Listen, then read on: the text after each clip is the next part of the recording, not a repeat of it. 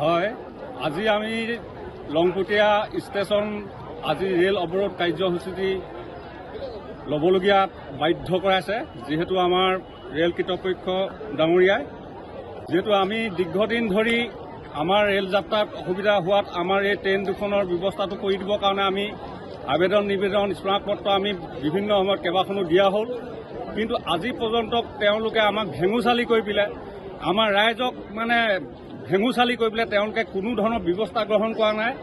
আজি আমি সকলো ৰাইজে একত্ৰিত হৈ পেলাই আজি আমি পুনৰ আজি ৰেল অৱৰোধ কাৰ্যসূচী ল'বৰ কাৰণে আমি বাধ্য হৈছোঁ। আমাৰ সচেতন ৰাইজ ওলাই আহিছে, গতিকে আমাৰ পূৰ্বৰ পৰাই থকা এটা আমাৰ যিটো ৰেলৱে লংপুটীয়া ষ্টেচন ৰেলৱে আমাৰ ৰেল ৰখা এটা ষ্টেচন, তাত আমাৰ ৰেল হঠাৎ নাইকিয়া কৰি পেলাইছে তেওঁলোকে।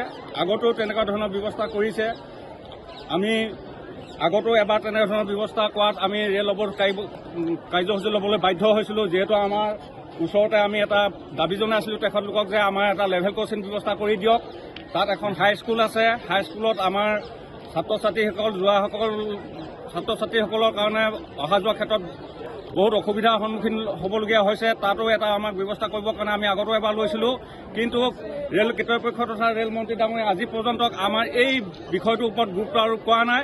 আজি পুনৰবাৰ আমি লংপুটীয়া ষ্টেচনৰ লংপুটীয়া সমস্ত ৰাইজে কেইবাখনো গাঁওবাসীয়ে আজি আহি পেলাই উপস্থিত হৈছেহি, আৰু উপস্থিত হোৱাৰ লগে লগে আমাক দাবী জনাইছোঁ যে আমাৰ যিখিনি ৰেলৰ যাত্ৰাত অসুবিধা হোৱাত এই বিষয়খিনিৰ ওপৰত গুৰুত্ব আৰোপ কৰি পেলাই আমাক পুনৰ সংযোগ স্থাপন কৰি দিয়ক, আৰু ৰাইজে যেতিয়ালৈকে এই ব্যৱস্থাখিনি কৰি নিদিব, আজি এই ব্যৱস্থাখিনি কৰি নিদিয়া পৰ্যন্ত কিন্তু আমাৰ ৰাইজ ক্ষান্ত নহয় তথা আঁতৰি নাযায়।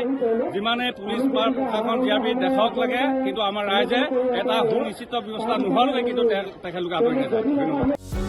যিকোনো খবৰৰ বাবে যোগাযোগ কৰক আমাৰ এই নম্বৰত 9181 307 221।